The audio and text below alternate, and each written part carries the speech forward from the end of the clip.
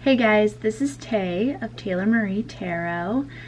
If you don't know me, hi. I'm an intuitive tarot reader, psychic medium, and today we're just going to be doing like a crash course on what to do if you want to become a tarot reader, how to begin reading for yourself to gain more clarity and insight in your life, things that are going on right now, and just simple like crash course, Tarot 101, what would I would do if I just received a deck and I needed to cleanse and clear it.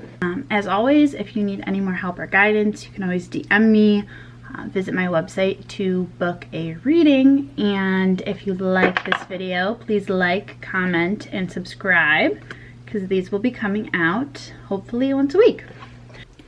So you're thinking about doing tarot, or doing it for fun, doing it for yourself. Where do you start? Well, first, an old wives' tale or tradition is that your first tarot deck should be gifted to you. My first deck just happened to be gifted to me from my mom. I actually then shortly after received another tarot deck from my grandmother. So whichever way you get it, if you go buy a deck, it's not the worst thing, but tradition is that you are gifted your first tarot deck. What deck should you get? There's so many different artists out there. There's so many local shops, Etsy shops, Instagram shops. What should you get? My recommendation when starting tarot is to get the traditional Rider-Waite. It's kind of like the basis, the foundation that you're going to create. And then once you're comfortable with that deck, then move out to different types of tarot decks. I know I might get flack for that, you know, people are like, well, I want to get the one that I resonate with, and that's totally fine too. Like, do at the end of the day what feels good to you. But my recommendation will always be to start with the Rider-Waite and then branch out. There's so much symbolism in the Rider-Waite and the artwork and the way that the people are positioned. Even if you just take the knights out, like the pentacles are slow moving energy, and the horse for the knight isn't even moving. That makes sense. And then the horse for the wands, I believe his feet are in the air, and that makes sense as well because wands is faster moving energy. So I could pick apart each tarot card for hours. It's one of my favorite pastimes, actually. So you have numerology, you have the colors that all mean something, you have the zodiac's chart that comes up, esoteric symbolism. There's just so many different things in the Rider-Waite that really help you become a well-rounded tarot reader. And then once you have mastered that, then go get every deck your heart has ever desired after you pay your bills. Here's some examples.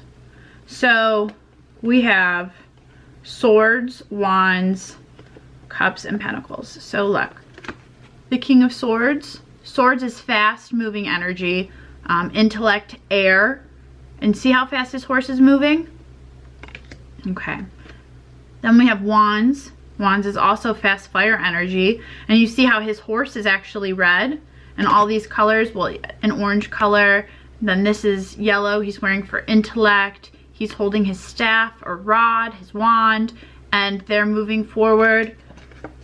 Cups is kind of slower energy with the water. There's more blue, and horse just has one foot up. It's not stagnant, but it's not moving the fastest.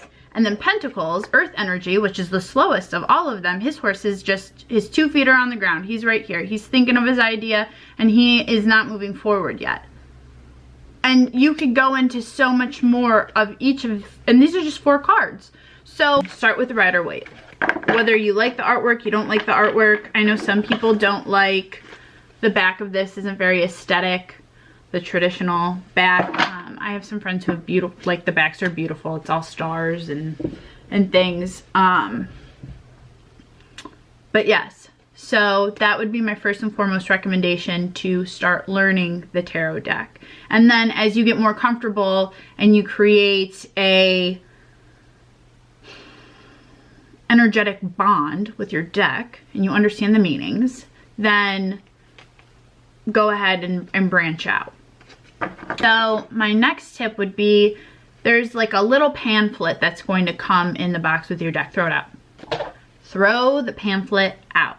I always say that learning tarot is 25% definition, 75% intuition. And that's why there has to be so many tarot readers, right? Because if every deck was the same and every card had the same meaning for every single person, there would only have to be one tarot reader in the world. I mean, maybe a couple more because you can't get to that many people, but it would be so simple. You would always be right. And it's not that simple. There's so many different ways to read a card, and that's where your intuition really comes in place for reading tarot. Before you do anything, you want to cleanse the deck. We want a clean slate. So many people have touched it, so many people have handled it, and then you can go from there. And I am gonna take my sage and I'm just gonna kind of like waft it through, fan it, just let it hit all of the cards.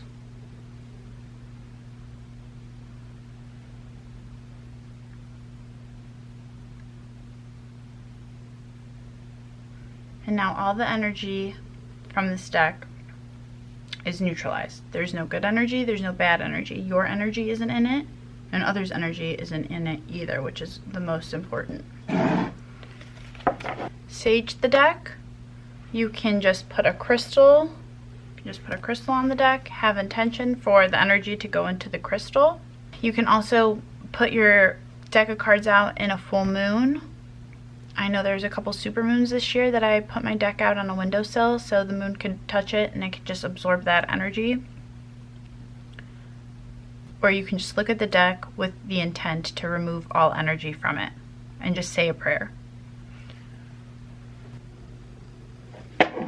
Okay, so we've cleansed the deck. And the next thing you're going to want to do is, before you ever use your deck, always, boundaries are so important, babe. They're so important. You need to set boundaries. So right now, when you're using your deck, anything can come in, good or bad. And when I first started my tarot journey, I didn't know anything about boundaries, and I had some crazy things happen in the beginning that were a little scary that I don't ever want to happen again, right? So the best thing to do before you start using your tarot deck is to just like have the intention, you know, I only want to connect to light beings for my highest and greatest good.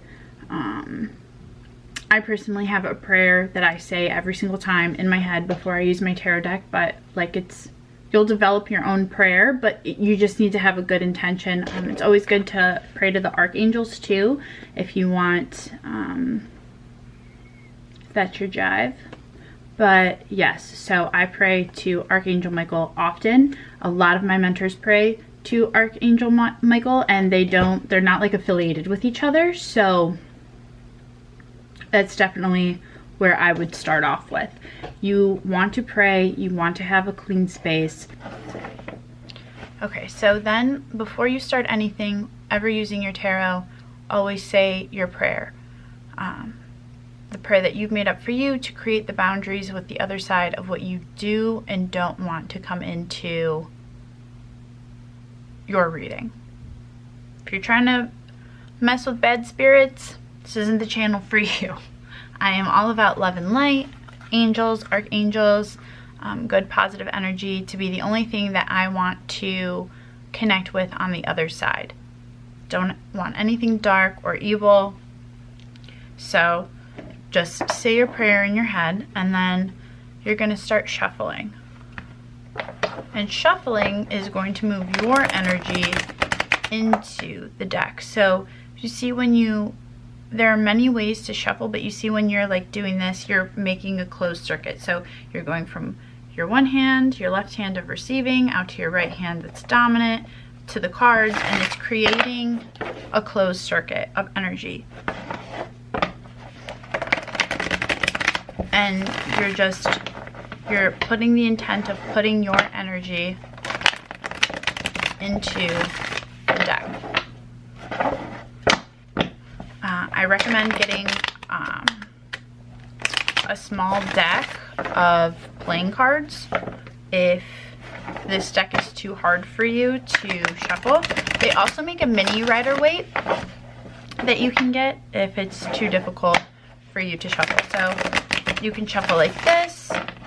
There's no right or wrong way, you know. I like to shuffle like this often. It's just anything, when you take the energy out of the deck, shuffle in a way that you're putting your energy back into it as a closed loop. That's it. You definitely in between, I've seen tarot readers, you know, shuffle like this. It's not really my jive, but I've seen it done. Any way that you feel comfortable with.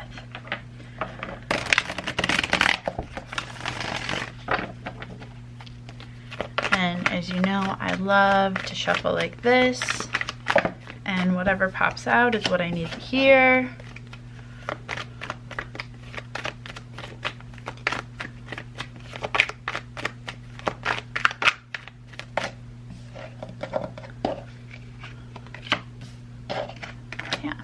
And then obviously the cards of reversals. Reversals mean something more than upright, and this really is one of those intuitive things. The definitions are important, but you also need, there's just so much more that goes into it. I could talk about tarot for hours.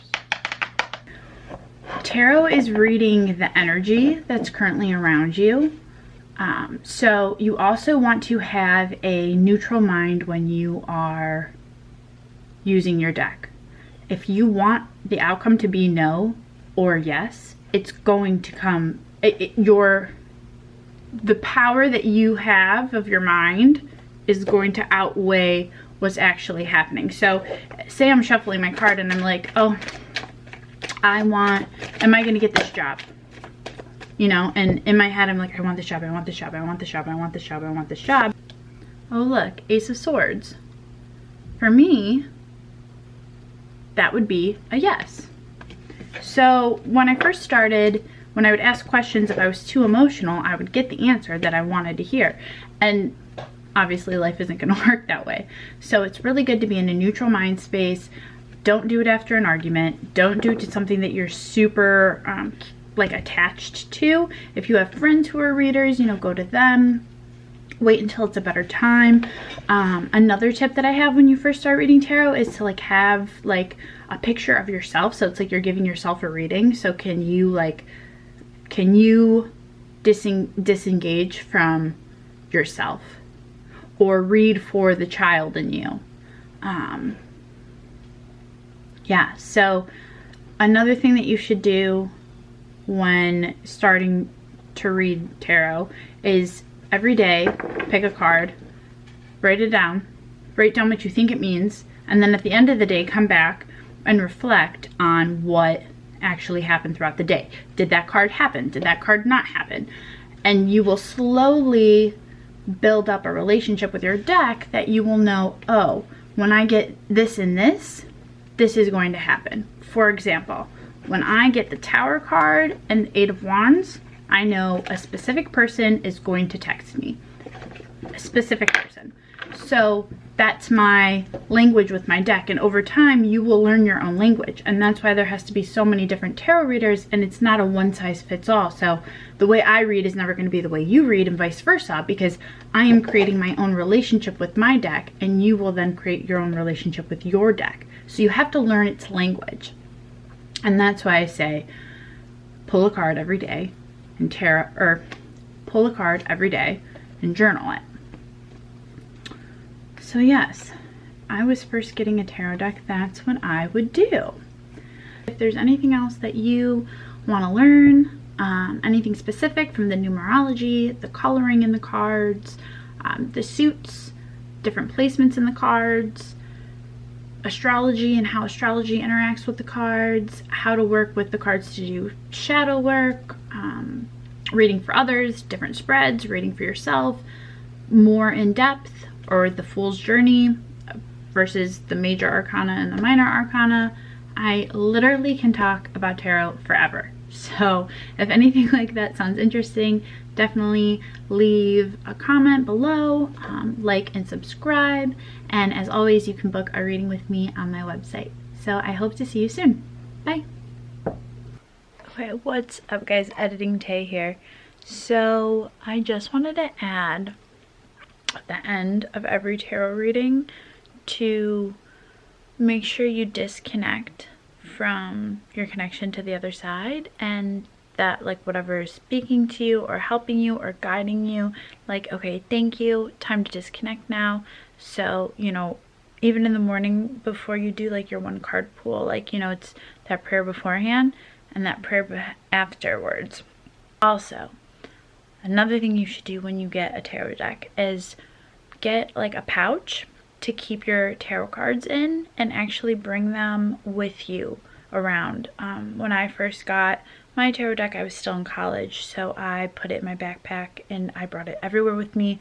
My tarot deck to this day is always with me 24/7. I always have a deck on me, but that first deck probably went everywhere with me for a year. If you know me, you know my purse always has a journal and a tarot deck in it at all times. So yeah, that is definitely another thing. There's so many things that popped into my head afterwards while I'm editing this video, that there's too much for me to think of, just because it's like second nature to me now. I don't even know how to live a life without my tarot deck. So yeah, I'm sure there's more I'm forgetting. I'm sure there's more you can add. I'm sure there's so many other tips and tricks I don't even know about. So definitely keep learning, keep researching, and anything that you might think is helpful, definitely leave in the comment section below. All right, thanks guys. Bye.